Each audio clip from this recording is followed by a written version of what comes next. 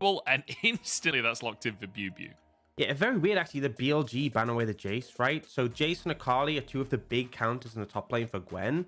So it's almost like WE ban one, BLG are like, we'll cover the other. Sets up perfectly for that Gwen first pick. But now BLG, obviously they get 2 picks in this situation. A lot of power picks still open available. Hecarim makes a lot of sense to take. Can also go for the Jinx if they want their first, if they want first choice of those AD carries. Doggo definitely proficient on it. And we'll see what they end up opting for here. But AD carry tends to be the pickup in this first rotation on red side. Yep, just getting whichever scaling AD carry you prefer, but go for the jungle pick as well. I think a very reasonable thing to do. WeiWei having that big engage tool certainly seems to be serving BLG very well. That seems to be the role that he fulfills within the team. But actually, we're just going to have a blind pick mid lane for FoFo. Goes for that LeBlanc. Honestly, I respect it. That's a confident lock-in. Yeah, and it is a bit of a weird one, I'm going to say, right? We've talked about how it feels like mid lane's a little bit of an island for BLG.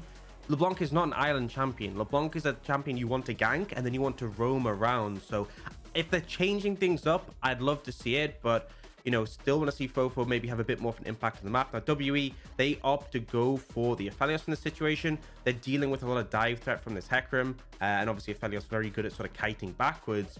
Are toying with the idea of going for that age-old LeBlanc counter off Lissandra, and they are actually going to lock it in. So that's one of the potential downsides of blind picking that LeBlanc. Now for BLG, I feel like you have to take the Jinx in this situation. You know, if you don't, it's certainly going to get banned away. And we often see the Jinx Aphelios trade-off so frequently currently in the LPL. Yep, it has really been the standard. But we're hovering a top lane. Okay, no, it is going to be going towards the bot lane lock-ins here, and we'll have our scaling and AD carries. No supports importantly locked in this first phase. The Nautilus was banned to start us off, but things like the Leona, things like the Thresh with Nautilus off the table do become very high priority for both Aphelios and Jinx to be able to protect them. But also this Tahm Kench has massively risen in priority in terms of playing that protective support. Yeah, and I think for the side of BLG, they're going to have first priority on snapping up support. So I feel like they're probably going to focus on banning away those junglers from WE. Looking at the Lee Sin now, Xin Zhao, definitely a solid one. We talk a lot about this Xin Zhao Gwen combo being so hard for Jinx to deal with. Add a Lissandra into the mix. That's 3 champions who just for a significant amount of time, you can't deal damage to. So I 100% expect that. For WE, Kennen, another one of the picks that we frequently see taken into the Gwen. So just really trying to trim out those counters or those difficult matchups, or even anything they can just handle here. I do expect they might lean towards the Jax as that final ban, or they could look towards the support pool. Like you said, the Tahm Kench, great defensive tool for the Jinx. Thresh, also possible, or even something like the Leona to assist with the dive threat from that Hecarim. You know, I've just imagined a terrifying scenario here for WE where you're talking about the fact that both Lissandra and Gwen become untargetable for a good portion of time. The only remaining pick there is this Aphelios for stay. And you can just imagine BLG, when they can't hit the Gwen, they can't hit the Lissandra, all they can hit is the Aphelios. They're like, well, sorry, stay. He's just left holding the bag. He's alone in the world all of a sudden. Yeah. Well, it's going to be the Jax banned away as well as that Kennen from the side of WE. And over to BLG now to decide where they want to go next. Wouldn't be surprised to see a support here and then go for the counter pick in the top lane. Yeah, well, the thing is they know that the Gwen probably is going top. We haven't seen too much of it flex to jungle. So they could just take their top here. Gnar is a fine matchup, but they actually opt to go for the Rakan. So this is the interesting thing. They could have had counter pick support, but instead they chose to prioritize this. They want that extra engage threat that they can sort of follow up on the Hecarim. Also has some defensive tools for the Jinx as well. For WE, Tahm Kench, actually, with the amount of dive threats on the side of BLG, could make for a pretty strong tool. You already have Lissandra providing you engage, so it's not like you necessarily need it in the bot lane. And then looking towards the jungle, right, we have Viego. And I actually really like Viego Lissandra because the power in fights, once you get a single kill, right, you get the frozen thrall, you get the resets for the Viego, very effective. If even a single target from the side of BLG dies, there's so much momentum in those skirmishes. And let's be honest, against a Gwen, the odds of not a single target dying seem pretty slim. That's the only downside is that if Gwen kills everyone in the enemy team before the thralls, even get you explode before Viego gets to steal a single still. True, possible. That's true. Lissandra doesn't get to do very much if Gwen just kills everyone. That is true. Well, I'm sure that's a world that WE would be happy to live in, I feel. I do just want to quickly mention on this lock-in of the Rakan for Crisp here, it's also a bit of a takeaway for Kedaya, right? I feel like this has been pretty much his standout support pick. We've seen so many games where his Rakan just looked absolutely insane as that engaged tool for WE. So I think it's kind of a dual-purpose pickup there for that final lock-in. Coming on through, and we have our two compositions. So how are we feeling, Aux? How are we feeling about WE's chances here? Because really, the onus is on them to make things happen today. Honestly, I'm a big fan of WE's composition. I feel like bot lane, fine matchup, both of them scaling AD carries with these supports who have a lot of utility. Mid jungle, though, is really where I think is a standout. The Lissandra into LeBlanc is a good matchup. You're going to be able to find priorities, what we talked about, being able to lean to the side lanes. And Viego is so strong in the skirmishes. This is such a powerful skirmishing 2v2, especially once you hit level 6, because one of the big powers of Lissandra is with her ultimate, it is very, very, very easy to just pick a single target and decide they're no longer allowed to play the game, and they're going to be getting taken down. And that serves the Viego so well, having that single target damage. The other thing is obviously the Gnar, right, is a good matchup into the Gwen in terms of sort of harassing in the lane, but the Gwen should be able to hold her own, and then scales up to be exceptionally strong. So I think WE, they have the tools in hand. Whether they can deliver, that's another thing altogether. Well, the percentages on the screen certainly think that BLG will have an advantage in the laning phase at very least, but if that happens or not, we'll have to wait and find out. But I want to refer to that LeBlanc versus Lissandra matchup once again, because, you know, you're talking about the ability for WE to find a pick with Lissandra ult. Well, you remember the big conversation that was happening around Worlds about Twisted Fate versus LeBlanc, right? Where you're not necessarily going to have threat in the laning phase, but the gold card later on makes the team fighting really difficult for the LeBlanc. Well, Lissandra ult is almost like TF's gold card, but times a million, you know? It's like, that's a huge stun with big damage and a lot of follow-up from the rest of Lissandra's kit as well. So if FoFo plays a little too precariously in these fights, Shanks can shut him down. I think particularly the root as well is so significant, because the thing with the ult is there's a bit of delay. A sharp LeBlanc can dash back before the ult actually connects, so might get stunned when you return your distortion. But with the root, it's like if you end up going within range of Shanks, it's just, you can't, once it's cast, you're basically just caught out, and it's very easy for them to translate. So yeah, I like the Lissandra pick, and I feel like it's kind of punishing the early blind LeBlanc. So hoping to see Shanks have a good game here. And we talked a lot about Shanks and Beisheng being a critical factor in terms of finding momentum. Now, you want to say the LT got a heavy amount of vision down into the enemy jungle, but it will be traded off. There's a ward on both junglers' red, so full information provided on where they're starting off. Yeah, I am a little curious whether or not we see a full clear coming out from both junglers. Obviously, Viego, it's one of these champions that he's quite flexible. You can go for the ganks with the W, but often it's very easy to just flash away and keep yourself safe. So whether or not we see that, we'll have to wait and see. But Hecarim as well, he's a jungler that often will see people just full clearing, but you can be kind of cheesy on the Hecarim pick, right? With the movement speed that you have, with Ghost as well, you can make early ganks happen very easily. Yeah, I will say though, in terms of these lanes, it's kind of tricky, right? Mid lane is very hard to gank for either side. Both of them have mobility to get away, and you know, the LeBlanc really shouldn't be in range to get rooted. Lissandra should just be able to claw away before the LeBlanc can land the chains. Top lane, there's potential if anyone overextends, but bot lane, the setup isn't the greatest. So I think full clearing for Hecarim makes a lot of sense, but we'll see if any windows open up. And obviously a big thing as well is level 6, right? I think both of these junglers get a humongous spike at level 6. Hecarim in terms of his skirmishing and ganking power with that big engage power and the CC, whereas for Beisheng, it just means when the skirmishes go down, the ult means it's so much easier to get resets, and once you do, you keep getting that value out of it. Yeah, you really do. The extra value is just insane when you can pull it off. But I'm not gonna lie, I'm looking a little bit up at BiuBiu here, because BiuBiu's had Gwen before this split, and unfortunately for him, he currently has a 0% win rate on the Gwen across 4 different games. Gwen, one of these champions that we've seen a lot of teams just get wins pretty much just from locking the Gwen in by itself. BiuBiu has had a rough split, but I want to just mention that it's not like BiuBiu has always been a bad player or anything like this. He's certainly a talented top laner, and I remember back in 2020, he was one of these players. I mean, him and Bin were both on Suning, and Suning kept on changing between the two top laners, couldn't decide which one they wanted to run as Beishang moves up into this top side. Breathe in big trouble here, gets a good hop, has to flash and dodges away from the stun. Nicely done by Breathe, but a summoner burns. Yeah, so they get the summoner and Beishang ganking top, which is something we've seen a fair bit of him since he's been back on WE. I like it, you know, the Gnar's wave was pushing forwards. It was a good window. And if you actually look, both junglers went for a full clear. And on the map right now, there's no camps actually up for Beishang. So it's not like he even lost any time. He's now heading towards his bot lane where his Krugs are respawning. So that's essentially just a completely free gank.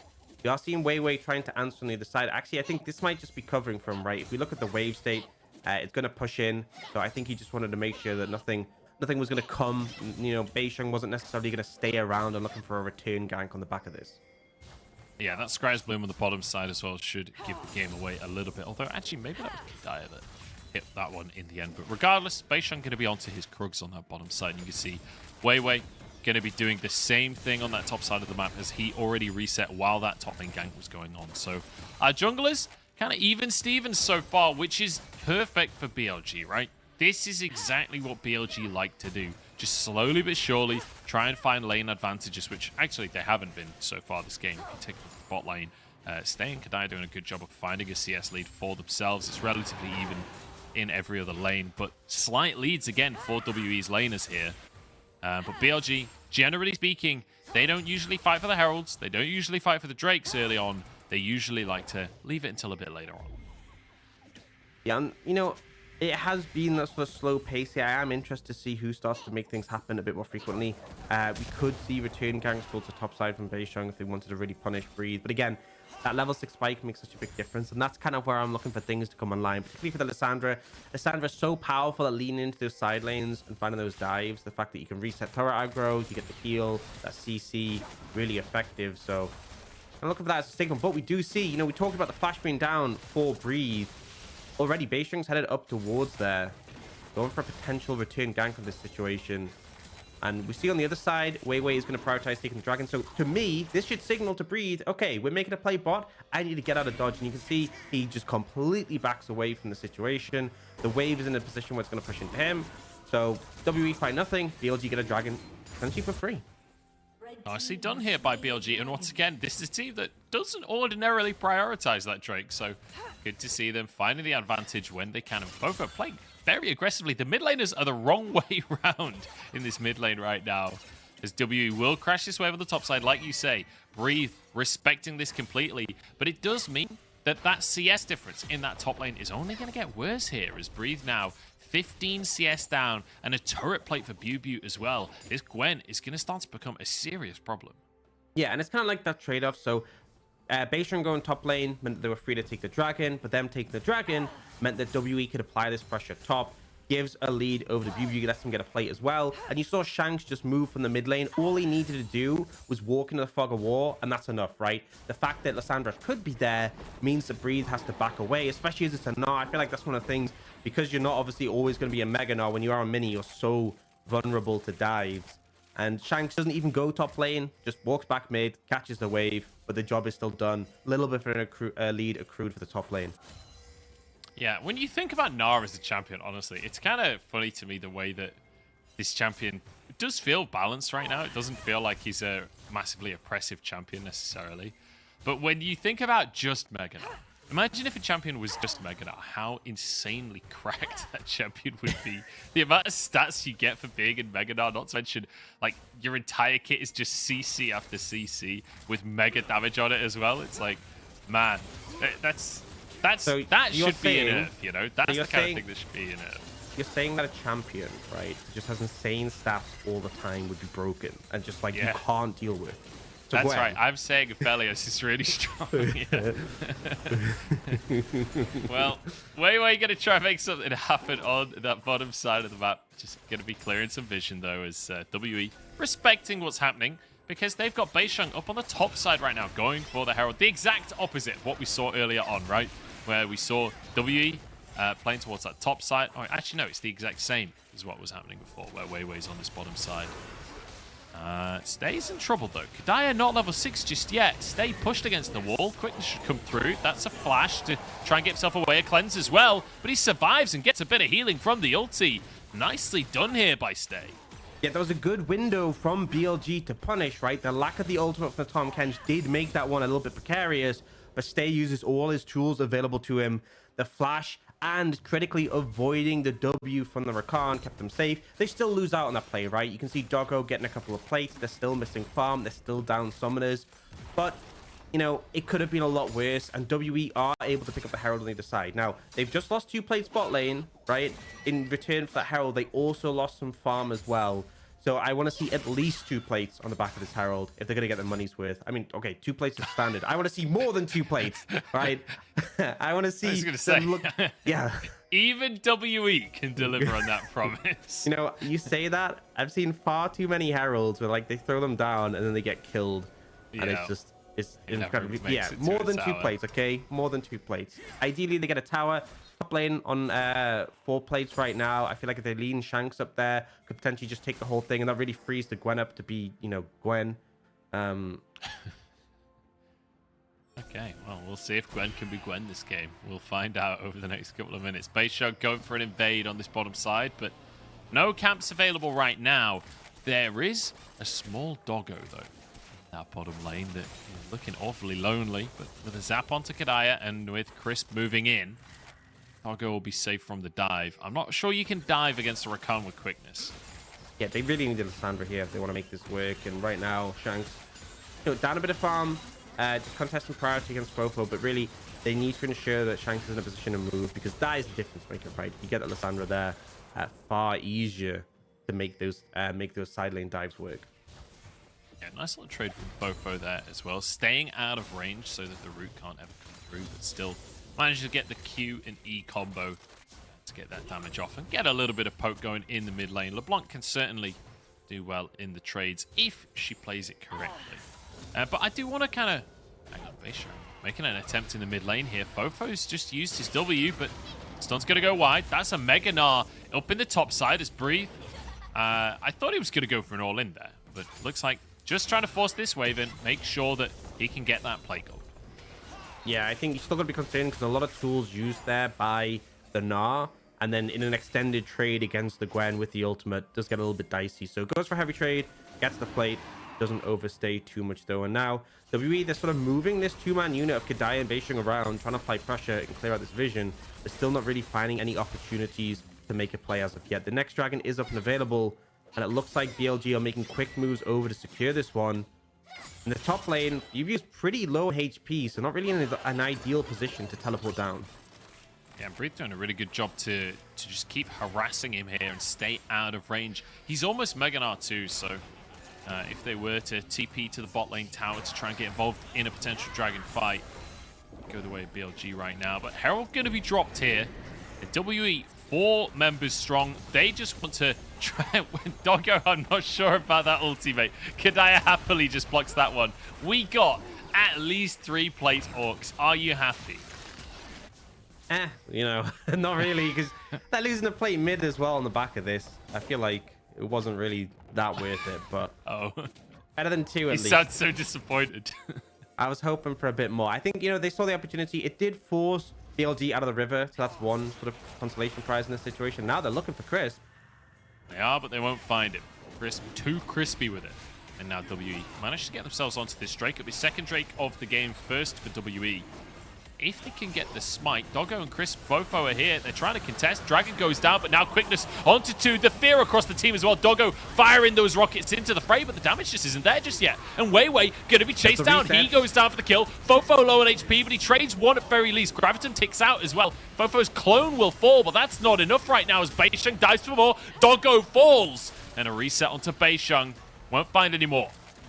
Just felt like as soon as they got that first kill, the resets start coming in. That's when BLG knew they had to back away. Top laners don't even end up joining into the fight. And it's WE who come out ahead. They get a dragon, get a couple of kills. Definitely favorable for them. And you know what? The Herald itself, not that much, but the aftermath, they're getting their money's worth. And I think in this situation, the ult from Kedaya really started. Look how low Stay is. Ulted, dodges all of this CC, comes out with a big shield, and then the extended fight, we see WeiWei getting lower and lower. The first reset comes in. At this point, with the frozen thrall there, with BeiShug on full HP in this Hecarim, you know you have to back away. And unfortunately, he dives onto Doggo, and Doggo You know, I think he could have waited a bit longer, gotten closer to the wall, flashed over to the tower. I feel like there he kind of just wasted it because there's no way you're getting out from flashing downwards in that situation. So Summoner's Burn from the side of BLG and also just fight outright lost. Yeah.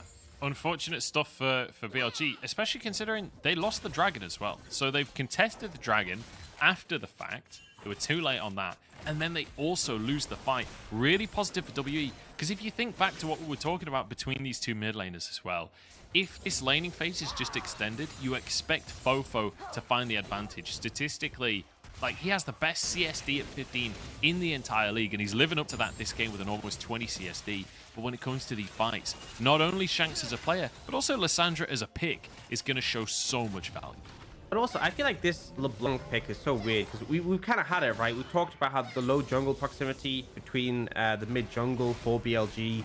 You don't pick LeBlanc for a low jungle proximity player. And if you're going to farm up and have really good CS per minute, again, LeBlanc isn't the sort of pick that you take to do that, right? There's plenty better scaling mages. An Orianna here wouldn't be a miss, right? You have the Hector and the Rakan for delivery. But they've really heavily prioritized this early LeBlanc, and I'm just yet to kind of see the value coming out of it, especially as when you look at WE, there aren't really any good targets for the LeBlanc other than Stay. And Stay has, you know, a Tahm Kench and then the peel from Lissandra as well to keep him safe. So either way, we see first tower going down bot lane for Doggo, but the return from WE is going to be that tower mid. And as much as it's extra gold for BLG, because they got the first tower, mid tier 1, very valuable. It really allows you to push in deep and expand that control outwards. So definitely a good call from WE there, I feel. But they are falling behind in terms of gold now. 2,000 is the goal difference as of right now. And I'm curious on your take here, Aux, because so far, even though WE in that last fight have done well, ultimately they are behind in this game. Oh no, the red buff takes the blue there as well. That is tragic. A little unfortunate. Well, at least Beisheng won't run out of mana, you know? That's true. That's very true. Shanks will, though, over that top side, because they removed his mana passive. It's a disaster. Just kidding. Every Lissandra in the world was happy to get like an actual passive. Mana passives are such a scam, because I feel like they make your abilities cost so much, and then they give you a passive that's like, oh, you know, this. It's like Xerath, right? They could just lower the cost of Xerath's abilities and then give him a real passive. But instead, it's like, no. You have to auto a minion every so often, otherwise you'll just go oom. Yeah, it's brutal. It really is brutal. But, you know, Lissandra, she got reworked. Maybe Xerath one day. Maybe he can get a real passive. He's going to need it with the way that the game is going, honestly. I'm not sure a mana passive is going to cut it anymore. It's like Kog'Maw's passive as well. It's like, you know, it was cool back in the day. I'm just not sure it holds up.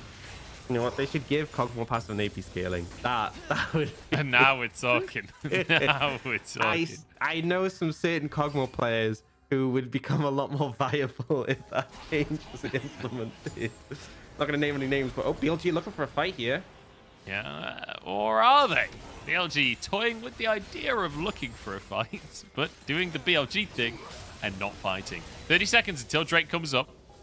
We'll see if WE are able to contest, because right now BLG in full control of this river. They'll clear the vision. Crisp just going to be rejoining his team for now. Is Stay actually Gale forces forwards, gets onto Doggo with the Graviton, but the rest of the team there to protect him. And we reset to the ARAM once more. Yeah, a fair bit of value there from the Gale Force ult in forcing them away, but it is big tools down. And you see Breathe has just cleared that wave top. He actually ulted the wave as well. This kind of gives me an impression they're not going to contest this dragon. You do see FoFo looking for a pick, but Kedaya is nearby. And it looks like BLG kind of accept they've been forced out of the river. They don't really want to face check into a Lissandra who could potentially be hiding in the brush, and so they will give that objective up. Yeah, you can see a bit of that LeBlanc poke coming down in that fight as well. It's just a shame they don't have an Ornn to be able to scale that up a bit later on into the game. But certainly FoFo going to be able to get a lot of value during these skirmishes if he's able to get that poke down and jump forwards and dish out the damage without getting punished by the Lissandra. That's the key thing, is an attempted engage here from WE, but fortunately can't close the gap. Yeah, and I feel like they're fishing for these opportunities, but they're kind of relying on Shanks to be a big part of this. This is why it's so important that they sort of get control of the area. You know, just see in the bottom right, that was Shanks ulting away. But I think that's the thing, is once you're in the area where the objective is set up and BLG have to force in, that's kind of ideal scenario for WE. really strong at just kiting backwards with the tools they have available. But, you know, we're talking about these positives for WE. They are 3,000 gold behind. And you can look at how that is manifested. It is in the CS. While that play was going on the bot side, Breeze was top side, picking up a tower for free, picking up extra waves. He's even got a CS bounty, right? LeBlanc has a CS lead. There's a pretty sizable farm lead for Doggo, and he had a cull. He's actually an item up. And this is kind of what to expect from BLG, right? When we talk about BLG being slow, it's not like they just don't want to play the game. They are very farm heavy. They love to pick up extra resources, extra waves, extra camps. And as a result, you will see scenarios like this where it feels like they're behind, but their carries are getting strong. And they are waiting for the later stages to try and capitalize on this. Yeah, I mean, all 3 lanes, there's a significant CS deficit in favor of BLG, right? Got the kill from FoFo. And on top of that as well. And he's going for a Void Staff second. And the thing is, once these carries hit 2 items, like you have a 2-item mark in all 3 lanes, that's when BLG can really start to hammer home, and especially once Doggo gets the 3rd item. And we saw in the clips at the start of the day, right? Once Doggo has those 3 items, BLG will start to be proactive. They will start to just force the issue. They know when they are strong. It's not that they are, you know, afraid of fighting necessarily. They just know that in a couple of items, they'll be stronger. You know, they know that there's a higher percentage of winning those fights. It's an intelligent way to play League of Legends. But I do feel like a lot of weight is going to go on Doggo in these situations, right? LeBlanc, not exactly a great scaling carry in terms of carrying through in the team fights. So I feel like emphasis really going to be him in terms of positioning well. He does have that cleanse to try and deal with the Lissandra, but doesn't really do too much against the Gwen. So good setup in team fights will be vitally important. But still feel like they're just happy farming up for the time being. You can see they've spread out. LeBlanc dealing with the waves top. Gnar in the bot side, and they are trying to apply some pressure here. WE, and this is the thing, right? They're sharing waves here with Shanks coming in to defend the tower, but they will just move top, grab that wave there. And we'll see this time. Once again, Beisheng had the red, but I think he's managed to actually give over the blue buff to Shanks. So good job there, Beisheng. Yeah, doesn't mess it up this time around. Hey, look. It's an improvement. It's an improvement. We would take that. It's Beisheng even gets the Scudder Crab as well. FoFo looked like he was toying with the idea of trying to make a play there, but Beisheng just one-shots the crab a little bit too quick for FoFo to be able to do anything about it. So, reasonable stuff here by WE. 2 Drakes in their pocket. They're about 2,500 gold down right now, and that gold lead just inching forwards every single time I glance up at the scoreboard. It feels like BLG are just inching ever so slightly further ahead. And the crazy thing is, it's without kills, you know? That's the impressive thing. And, you know, I'm sure there's a lot of people that are here in chat today thinking, I'm here to watch the LPL. Why isn't everyone fighting all the time? It's good to have a bit of variety, guys. And BLG, it's one of these teams that there's a lot to enjoy in watching immaculate macro like this. Absolutely. And speaking of macro, minute till that dragon. This will be the 3rd for WE. And I feel like the health, the healing, sorry, on that dragon, a big factor. Now, WeiWei is fishing. Certainly is. That's going to be a fear onto 2 here as Kedaya just gets absolutely annihilated. That's the Tahm Kench. He's meant to be tanky, but he's just gone now. Breathe on the front line. Gets the double Gnar. Everybody jumped into him. And BLG, this team fighting is working out beautifully. FoFo is going to end up still surviving for the time being, but Doggo chased out the bottom side of the fight. Beisheng trying to get onto him, but the flash over the wall keeps him safe. Ultimately, BLG win out the fight. Yeah, and the 2 big things there were, 1, BLG started that first, right? They TP breathed in. They're ready for the fight when WE are kind of waiting for BiuBiu to reset and turn up. And also, Shanks, not the play, right? He claws into range of a Gnar next to a wall. Yeah. Don't need to know too much about League of Legends to understand what's going to happen there. Doesn't even get a chance to self-ult. And the thing is, we talked about those resets. A big part of it was the Lissandra, right? Being able to get those frozen thralls. Well, can't exactly get them when you're dead. Yeah, bit of a toughie. FoFo in the brush, has to back away as Shanks moves forwards, had TP'd in there. But now 2 Drakes apiece for each team. And the gold lead, again, inching ever so slightly forwards. And even though the score is very even, that last fight, that was a 3-for-1 in favor of BLG. But WE looking for a pick here as in goes Crisp to save his jungler. Can he escape again, though? Yes, he can. Grand entrance into the battle dance. Very nicely done by Crisp. But WE thwarted here. Yeah, but they are going to start the Baron anyway. They don't have TP on BiuBiu, so they end up backing away. Breathe does have his available. Let's start this off. Remember, WeiWei doesn't have his ultimate to get over the wall. It looks like they feel ready to fight this one. TP from Breathe will come in. I think WE could just back off if they just want a TP here. Are they going to flip this? They might just flip this. They're staying on the Baron for now. WeiWei off on the side. They're going to flip this one. And it goes away at base shot. WE find themselves a Baron. Now they're looking for WeiWei as well. Crisp gets a huge knock up onto the team. And Breathe almost turning Mega. WE, they've got to get out of dodge. But the health bars are starting to fall. Stay getting chased down. The Hyper coming up through to try and close the gap. But Stay heals up to full HP. The stun comes through though. And FoFo finishes the kill. WE though, 2 for 1 in favor of BLG, but they got the Baron. Yeah, absolutely weird in that situation. You can see BLG a little bit hesitant about approaching. Felt like WE were fishing for the fight, and then they just have the Gwen burst down the Baron to a level that they can smite it. WeiWei without the ult can't even get in the pit, so we'll get a replay. And it's this situation, right? BiuBiu has a fully stacked Q, does a ton of damage to the Baron, and then WeiWei doesn't even get a chance to get in now. We see BiuBiu already low, but is bought a lot of time by the Tahm Kench in this situation and granted that shield. But eventually, you know, at this point, you don't have the Lissandra ult. You don't really have the momentum to follow through. You have so many low HP members. They decide the goal is just to get away, keep as many Barons as possible, and Stay does his best. But at the end of the day, again, 2 for 1, and you get the Baron. 100% worth for the side of WE. They are still down in gold, but they forced the fight and they managed to come out ahead.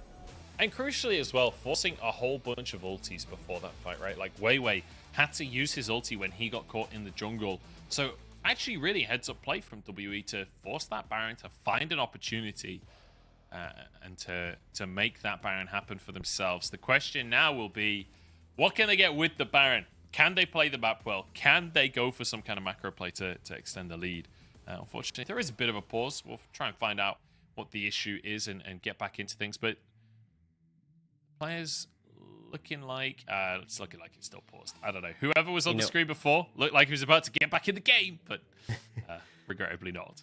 And, you know, I feel like the Baron is going to be a really powerful tool here, right? We've seen that one of the things was this Gnar was applying pressure in the side lane. You can now group up, right? It forces BLG to respond. And also, there isn't that much wave clear on the side of BLG, right? LeBlanc notoriously awful at doing so, especially since your only wave clear tool, your W, relies on you dashing forwards. And with the Lissandra on the enemy team, that's just a bad idea. It's really reliant on Doggo. So if they can push through 2 lanes, right? They have bot lanes, for example, set up in a way that it's pushing. They go mid, force Doggo to respond and be the one to wave clear, and the rest of the team has to protect him, and then you sort of rotate down. Does put you in a good position. And often, you know, in a situation like this, the response from BLG would be, okay, they've got Baron, let's just force a fight to get it off them. But I feel like if you dive into WE, that's kind of a good scenario for them to be able to win the fight, right? Diving into Lissandra, notoriously horrible. Diving into an Aphelios, especially when he has like red-white, extremely painful. Yeah. It's a challenge to dive into Aphelios. He's one of those champions that realistically, that's his dream scenario. That's the perfect situation for an Aphelios when you're trying to move into him. And we saw the big heal, right? That Moonlight Vigil that came out towards the end of the fight. You know, by that point, he was totally alone. There's not much Stay can do to actually win the fight, but certainly a huge chunk of healing, and it does show the power of Aphelios. Imagine if he still has some teammates at that point in the fight. Maybe they can get a team. Around. Yeah. It's a bit of a toughie. It's a bit of a toughie. We'll have to see if Stay can get a few items. Like, we have seen some good moments here from WE. They got the Baron for themselves.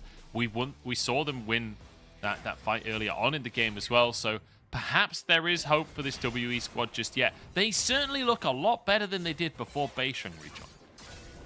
Yeah, I think that's the thing, is they've been looking better and better. And I feel like the end of the split, you know, making playoffs is a big ask, but I feel like there's definitely potential for them to pick up some wins. They do have some weaker opponents on the schedule, and then put themselves into at least a better position. But again, still possible for them to try and make it up to those playoff spots.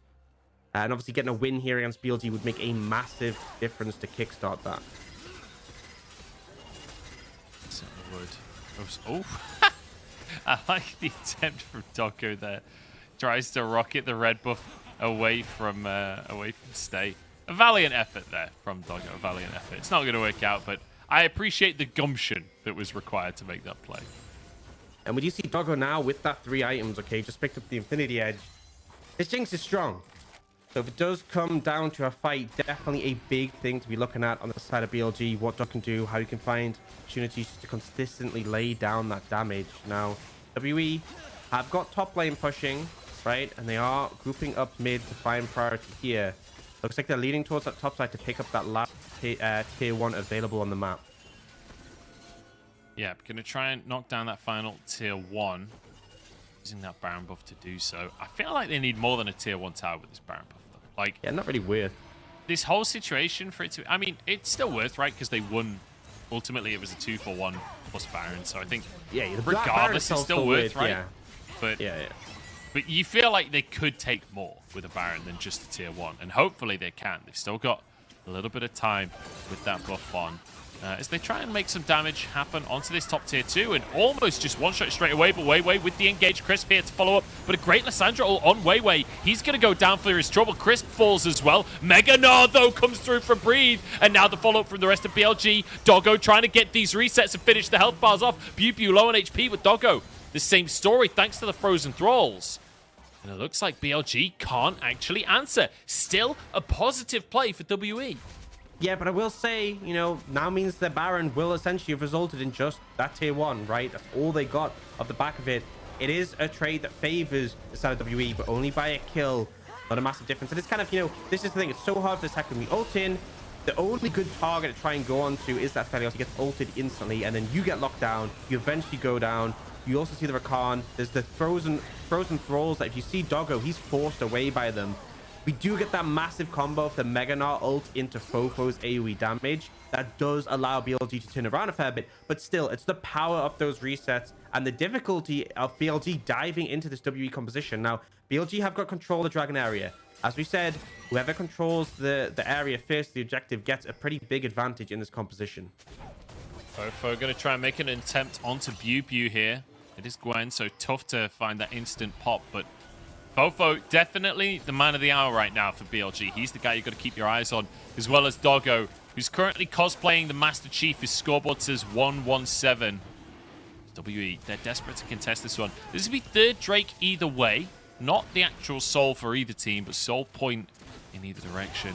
And WE, it feels like this is a tense moment for them. This is the moment where they have to take control of the game. They get this smite. Can they get out? Beisheng doing an amazing job of rejoining this team and making the magic happen here. 3 Drakes in favor of WE. As BLG trying to get into this mid lane to stop the push onto the tier 2, and they will be able to do so. Now WeiWei goes for the engage. Doesn't find much, just finds Kedaya for the time being. Grey health is going to help him out, keeps him safe for the time being, and that's going to be a pick onto Crisp instead. Great Mega Gnar once again, but there's no damage. Doggo isn't able to follow up in a big way just yet. FoFo getting chased out. It's going to be the resets, but no, Beisheng goes down. Traded junglers here as Stay steps forward. Saved by Kedaya. Doggo cannot finish the kills.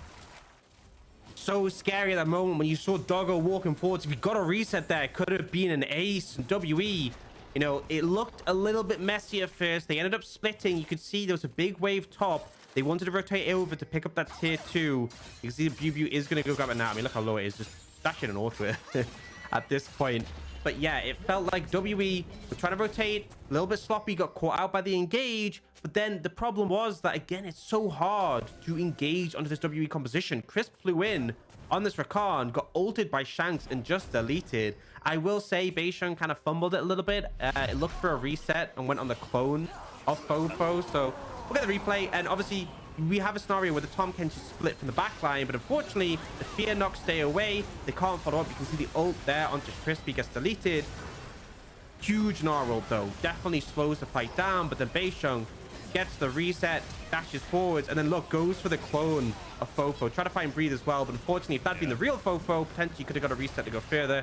And then this moment, Doggo primed to carry there, but not able to do so thanks to the ult from Kedaya. We're already back to fighting stance once again, and I want to quickly point out BiuBiu's inventory right now. This Gwen, 3.5 items. He has the Zhonya's, has the Nash's too. BiuBiu can take over a fight if everybody groups up, and ultimately that's kind of what BLG want to do in these fights. What we've been seeing from them is nice.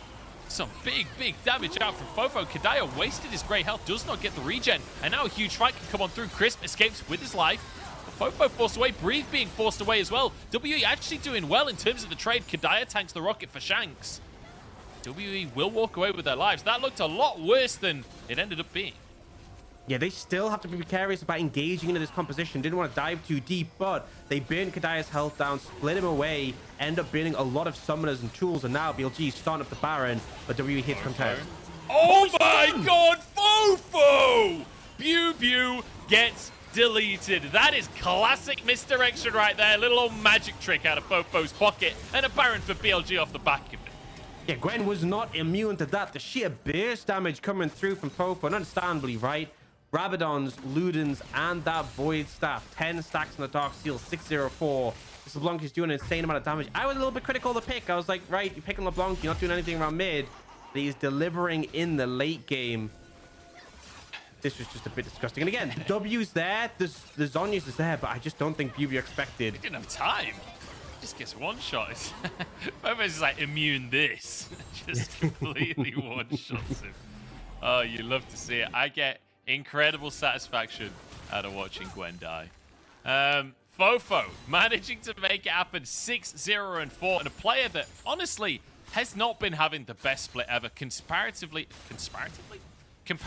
to his 2021. It felt like FoFo has not been having the greatest year. This LeBlanc that was picked first rotation for BLG is doing wonders now. Yeah, a lot of pressure in these fights, and finding windows to punish against a composition where typically it's kind of hard to do so, but you are dealing with things like the Lissandra, like the Tahm Kench. BLG now control the Dragonary. It is 1 minute till the potential soul for WE. We see that BLG are focused on to push down this tier 2, and again, you're kind of relying on Shanks for the engage. He has no flash. There's cleanse onto Doggo. Those make things tricky, and as a result, kind of just forcing in here with WE just watching. WE not got the greatest tools to actually force a fight themselves, right? This is a composition where, realistically, they want to just survive the engage from BLG and then try and find kills off the back of it. FoFo hunting for stay. That's just a Q. That was just a Q from LeBlanc without even the second half of it. The Sigil of Malice practically one-shotting. The cannons will finish this bot tower off. The mid tower goes down at the same time. And WE now relegated to their Nexus towers. BiuBiu has to use the Zhonyas. It's going to be the ult coming out from Shanks to try and re-engage with Crisp now getting into the middle of the fray. Big damage out from Stay though, and it doesn't. Oh, the Gnar comes through, and BLG looking to clean up. Stay has to turn gold. One more auto would finish the kill, and there it is. Reset for Doggo. Can they find more though? Because it's still a 2-for-1 in favor of WE for the time being. Still precarious. Beisheng's looking actually does have the ult reset. Traps will block him from that side. I would not run into FoFo. We've seen what happens there before. Yeah, BLG try and commit onto the Gwen. They do manage to get the 2 inhibitors, so definitely job success, but it's still difficult, right? When they're trying to find these engages, the defensive peel coming out from WE is huge. And, you know, no jungler. Doesn't matter for BLG. They can just burst through that dragon. We're going to see how things pan out. So BiuBiu already used his W, which is why they look for this engage. The stopwatch buys time. They turn things around onto the Hecarim. The Mega Gnar to knock back is massive, and that really is what kills Stay here, right? Shunted into a pretty difficult position where FoFo deletes him. But then the resets start coming through. There's a Thrall on the ground. Beisheng's resetting. And it's kind of that point where like, okay, let's get out of dodge. I'm torn on that. Oh, hang on. Oh, it's FoFo. He's going for Kedaya. That's a Tahm Kench. He's practically one-shot at full health Tahm Kench. That is nuts. I mean, he is 4 levels up at this point. The rocket from downtown. Can he find it? Oh, it's so close and yet so far. Honestly, that was a sick shot. Like, I know it missed, but that was close. Yeah, so... Fortunately for WE, Kedaya survives. It's now 3 dragons apiece. Both teams 1 away from that soul. It is still BLG with that gold lead, right? I'm looking at the LeBlanc for FoFo. 12 stacks on the Medjais. Doggo as well. Look at the farm difference. Nearly Flame Horizon over Stay. Full build. Stay has 3.5 items. Doggo has a full 5 on top of the boots. Yeah. I mean, it's not pretty. It's not pretty for Stay in this one. It's only 11-11 when it comes to kills, but a 4,000... In fact, yeah, I just can't count. 4,000 gold lead in favor of BLG. And now the question is, how do they finish things off? And I have to say, I've been impressed by Breathe across the course of this game. His Gnar ults have been consistently fantastic throughout these fights. That last one, I think perhaps could have throwing them down, maybe get some stuns onto the wall. The big issue I've had is that really there hasn't been much follow-up on these Gnar ultimates. Consistently, we see a big Gnar, and that's it. We don't get to see anyone go down off the back of it. It feels like it's all so close and yet so far, but with Doggo on full build, I'm not sure we'll see the same story again. I feel like it's kind of a scenario where only the Mega Gnar can kind of actually survive jumping in.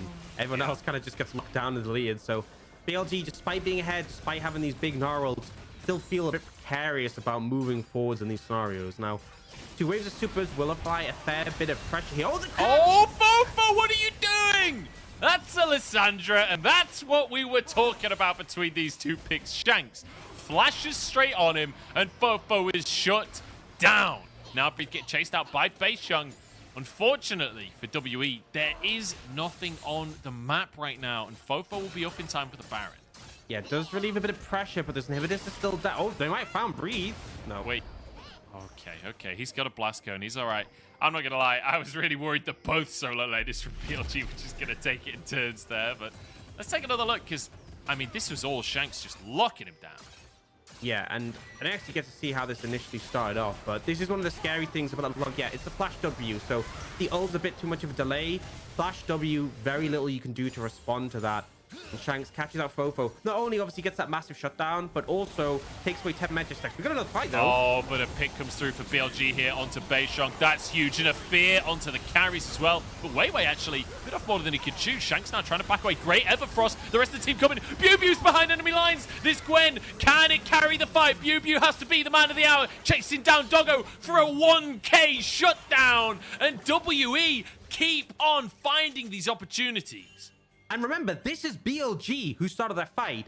FoFo wasn't even there. He was nowhere near. And they were the ones who opted to kick things off. Doggo cleansed down has actually just sold Knifeton to buy a Mercurial Scimitar. They are seeing the threat of this composition in these team fights now. You know...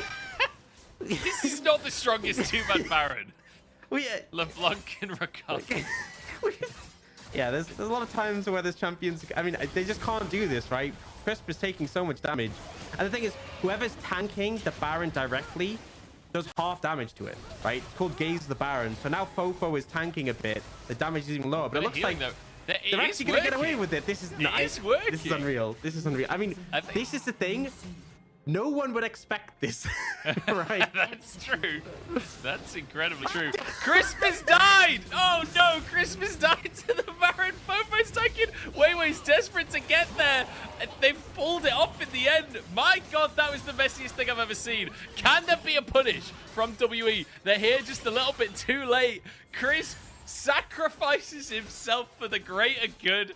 That is hilarious, but it might have just cost him an Ocean Soul. Yeah, it's going to be very hard for them to contest this dragon now down a member. So, and the thing is, right, Baron definitely valuable, but it's temporary. The Ocean Soul is there for the rest of the game. So WE, look at this. They got to watch out for FoFo. They should know he's there. They saw the TP. No way does FoFo do it. Can he make it happen? No, the smite comes through. My goodness, that was close though. Beisheng almost one shot. Whew. Scary, scary game for WE here. That sneaky Baron from BLG. Can they find anything with it is the question, because they need to now against an Ocean Soul. No inhibitors now available, right? And again, the Baron is at temporary power. 2 minutes 10, where they have the push advantage. The minions are going to be hard to deal with. But after that, WE still have the Ocean Soul for the rest of the game. And there is a lot of value in it, right? Beisheng on this...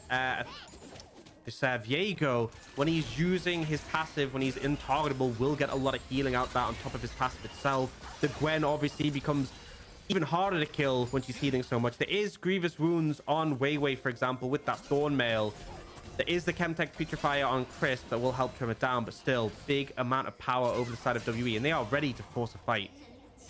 They certainly are. WE feeling incredibly strong right now. If they can help it, they could even wait to force the fight until the Baron has gone down, right? Baron does give you some combat stats. I think a lot of people forget that. As a rocket comes out from Doggo, I really don't know what the goal is for that rocket. Yeah. That's the only thing I can think of. It must be for Banshees. Maybe to try and set up FoFo to be able to find picks. That's the only thing I can think. It's actually very scary for FoFo to dash in and try and pop Banshees himself. Obviously, LeBlanc is good at doing it in general, but against Lissandra, we saw it happen before. And still sitting on that 2-stack Mega. He hasn't added any more pages since he last died. Yeah, it's a toughie. It's a toughie. Breathe is about to turn Mega, though. The siege in this mid lane continues, but the cannon looks like will get tanked up by BiuBiu and taken out. Shanks dealing with the top side. 40 seconds on this Baron buff, which means BLG pretty much have 1 wave left, maybe 2 waves left in either side. Wave shoved in on this top side by FoFo, who's just trying to use the minions to finish this tower off, and will be able to do so. WE, though, threatening all in that mid lane. Shanks rejoins his team. Now FoFo threatens on the top side of the play, and great it's going to be another rocket this time used to get a bit of poke onto BiuBiu. I mean, look, it's working, so I don't want to criticize it too hard. They got the mid in him. Got 2 now. They are looking for that bot one. Would be a pain if they were to lose all 3 here, but the Baron is about to time off. The Ocean Soul helping BiuBiu heal up, and it looks like they should be able to handle this. Okay, Baron now timed out. Can BLG finish off the 3rd inhib? Because 3 inhibs, that's just about a death sentence for any team. So scared to do anything. FoFo still threatening on the top side. And BLG, they're basically saying, look, we don't want to fight you anymore. We're not willing to actually go for the fight. Let's just try and out-pressure WE. BLG basically saying, look, WE, you don't have the shot calling to take us on. You don't have the decision-making to survive if we just play this slow. Yeah, and the pressure that'll be applied now on the back of this inhibitor is pretty heavy. There's decent wave clear on the side of WE, don't get me wrong, but still going to be a fair bit of a pain. But they keep the 3rd one alive. That's the critical thing. And Stay actually picks up a Runans on that reset, which is actually really valuable when clearing waves in these situations, having that extra AoE. So I don't think that WE are faring too badly, all things considered. And again, that Ocean Soul in pocket for the rest of the game will make a fair bit of difference. Now, BLG reset, we'll clear through these camps. It's 2 minutes on the next Baron, 2.5 on the Elder. Those are the big objectives, and it is going to be tricky for WE to contest, because obviously with Super Minions streaming in, it does get harder to push outside of the base and to contest these neutrals, especially when, honestly, FoFo has just been so annoying, constantly showing up at the side lane and just being like a fly in the side of WE. A fly in the side of WE. It's not a common phrase, but it's an appropriate one, you know, because WE are flying sideways, I guess. I don't know where to go with that, but I just hope it doesn't get infected, honestly, because that sounds disgusting. BLG doing a lot of work. FoFo, like you say, on this LeBlanc, absolute pain for WE to deal with. So much poke coming out before these fights, and also just it's not even the poke, right? It's the threat of the all-in. It's the threat of anyone that comes and matches him in the side lane might just get one shot, because this is a full build LeBlanc at this point. And even with the 2-stack Medjais, it doesn't really matter. He's still got 4 other items, so he's still doing mega damage. And BiuBiu's been sent here to answer. Your inhibitor's a little bit isolated if you walk around that way. And that's the thing, right? This constant threat, the fact that FoFo has TP, WE have to respond. They are sending the solo lanes who do have teleports themselves, but it's very precarious. If you overcommit towards the Baron, for example, definitely a chance that you could end up losing out. And we saw before how devastating the Baron was for WE to actually deal with, and that was while their inhibitors were alive. With them down now, it becomes a very difficult scenario, especially as they get the Baron. They could well just translate it into that Elder Dragon. Cause a lot of problems for now. BiuBiu is the one just permanently going to side lanes, answering these waves. WE trying to push forward, try and contest some of the control on the map with those big neutrals spawning up. I love that Doggo just blasts this ult out for poke every time it's available. So he really does not respect the cooldown. Does have to get away with his Gale Force there, trying to get a bit of damage onto WE, but traded pretty effectively by Stay, and I'm not sure that was a trade that was worth it, because it cost his Gale Force as well. BiuBiu defending in this bottom side. FoFo just trying to finish off the inhib, but BiuBiu going to go for the all-in as we flicker to someone's face for a second. Baron started off FoFo with Breathe in this bottom side, trying to make things happen. It's going to be the smite taken. The Baron now in favor of WE. Can they escape? They don't really need to. It's 4v3 up on that top side. The inhib is gone on the bottom side, but there's no more push available for BLG. Yeah, so the resets will come in for WE. The problem is, however, Elder Dragon up and available. They'll head straight over. I don't think WE going to be able to contest this one. So they get one of the neutrals. They do lose that last inhibitor, but it's very staggered with the others. So the others will respawn in too long away. But the problem is now they're going up against an Elder. Makes it very difficult for WE to fight this. And it's pretty much just going to be a matter of clearing waves the next couple of minutes. Shanks I understand what you're doing, trying to clear the waves before they get close to the base. But this is a little bit precarious being this far up. Yeah, I think he's realized it. He's going to dip. He's going to head on home, and FoFo is going to go hunting, which is a sentence I've said many times before. If you thought the LeBlanc was scary before, try with an Elder Dragon. This is not getting any easier for the carries of WE to survive what FoFo is bringing to the table. The crazy thing is, again, these are advantages that BLG are taking without ever getting kills. You know, the kills have happened all within fights, but the last few minutes have been BLG just playing the macro game, playing the map so much better than WE, and just taking everything they want, managing to get all 3 inhibitors across the course of the last few minutes, managing to get themselves that Elder Drake and happily trading the Baron for that as well as the bottom inhib. It feels like every single macro trade we've seen all game eventually goes the way of BLG. But now 2 inhibitors back up. They want to defend them, but look how scared they are of the Elder Dragon power. Doggo just walks up and they're like, well, yep, you can have our inhibitor. We didn't want it anyway. And Doggo is continuing to apply that pressure. This is going to get problematic, right? You let 3 inhibitors go down. It does feel like it could just end up being a death sentence. And the problem is, WE, they want BLG to engage into them, right? They can't force the fight.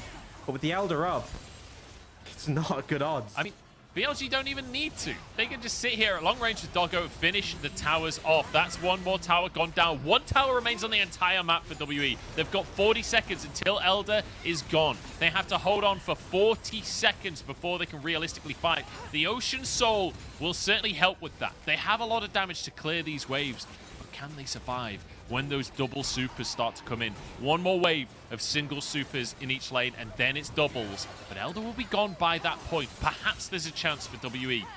BLG trying to push in, but the waves, they're kind of staggered here. They're not crashing at the same time. And WE are doing a good job of just one-shotting them. Yeah, Stay has Inferno with the Runans. That is like the ultimate wave clear. You can see as soon as he autos, just absolutely shreds them. You can see BLG fishing now. OTP. Here we go. WE. They've got 4 seconds until that Elder's gone, and they go for the fight here. Chris with a big engage way there as well. Shanks has fallen. BLG onto the Nexus. They don't want to fight. They just want to end the game. Breathe going forwards as well. Nexus low, and FoFo finishes the job.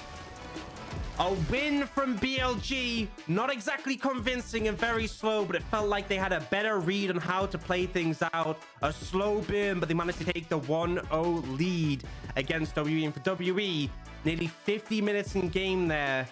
Felt like they had a lot of strong options for the composition, but they just couldn't find the scenarios to make it work. They grouped, they held strong, but in the end, they're still 0-1.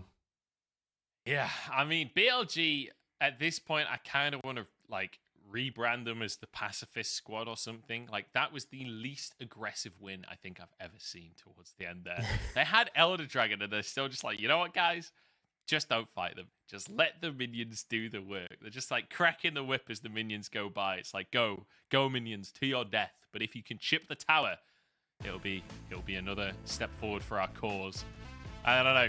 Tough one for WE. That is going to be a really difficult game to swallow because it felt like so much went well for WE across the course of it, but ultimately, I mean, I don't even know what they could have done to stop that. Yeah, it felt really rough, and you know, you can sort of think back to moments like I liked their draft, but they did also have the choice. Well, they did also end up giving over the Jinx, right? Because obviously they prioritized the Gwen. The Jinx for Doggo, problematic, right? The range advantage. Fact that he was just having so much damage in the late stage of the game really caused a lot of problems. And FoFo, you know, we don't often talk about LeBlanc as something that, you know, starts slow and ramps up, but that's his play style, and he definitely started to find a lot of momentum. Some key picks, pressure in the side lane. A 48-minute game. I'm just hard looking. To bounce back from that. 48-minute game, and Doggo had 47,900 damage. Almost exactly 1,000 damage per minute across that game. That is mental. Considering average damage per minute is like 500 or something like that, like for an AD carry, that's a crazy statistic coming out. So well played by Doggo, and you know, a lot of fights for him to pull that off on, and the Ocean Drake may be helping his stats a little bit, giving him more health to churn through. Either way, BLG managing to take themselves the game here. We're going to